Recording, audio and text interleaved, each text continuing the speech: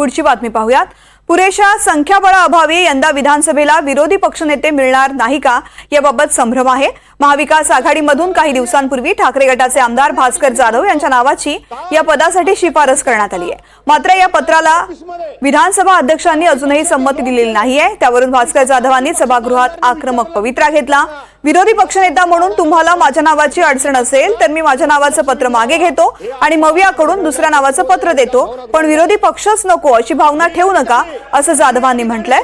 दरम्यान माझ्या आयुष्यात मी कधीही पदाची लालसा ठेवली नाही, पद म्हणजे माझा परमेश्वर नाही असंही भास्कर जाधव यांनी म्हटलं।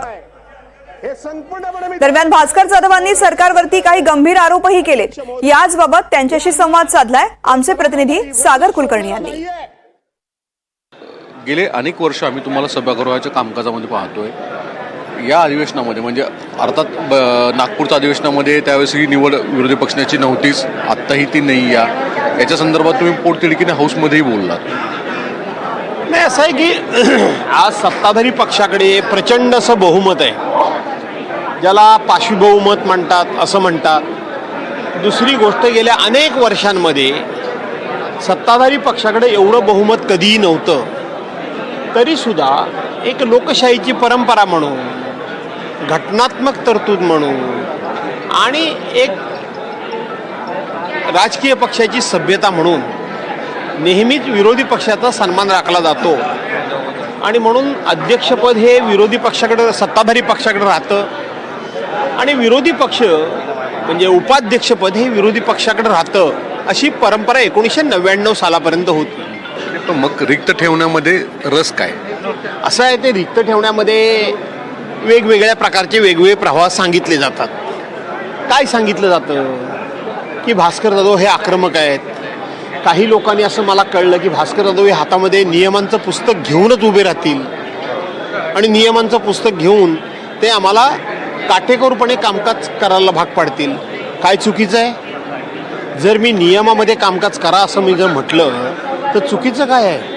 मग हे नियम कशाकरता केलेले आहेत? आणि मग आम्ही कामकाज हे नियमानं करतो म्हणून छाती कुठल्या अधिकारात बडवता तुम्ही? आणि म्हणून मला व्यक्तिगत विरोध असेल तर मी काल जाहीर करून टाकलं, तुम्ही दुसऱ्या नावाचं पत्र मागा, आम्ही दुसऱ्या नावाचं पत्र देतो, दाखवा धाडस, मला बघू दे।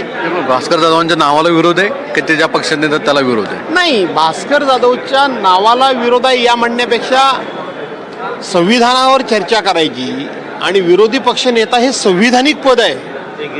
उपमुख्यमंत्रीपद हे शिरोधी मत नाही आहे, हे संविधानिक पद आहे।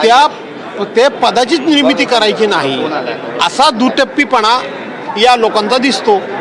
पण भास्कर शेठ, तुमचं नाव पहिल्यांदा समोर देतानाच पहिल्यांदा एकतर पार्टीकडनं थोडासा विलंब झाला, नंतर नाव आलं, असं विलंब होणं हे देखील कुठे परिणामकारक ठरलं?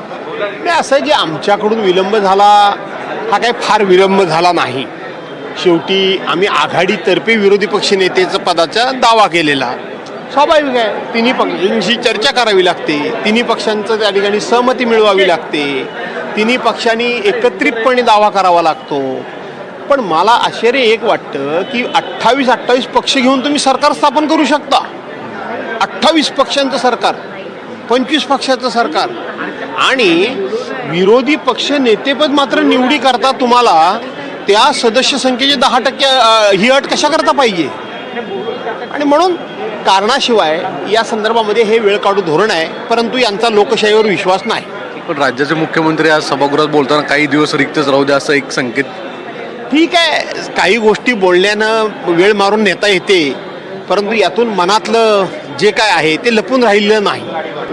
भास्कर जाधव त्यांचं म्हणणं आहे की मुद्दामून अशा स्वरूपाची भूमिका घेतली गेलेली आहे आणि मी कोणतंही पद मिळत नाही म्हणून मी कुणाला घाबरत नाही। व्हिडिओ जर्नलिस्ट संजय बायकरचा सागर कुलकर्णी, NDTV मराठी।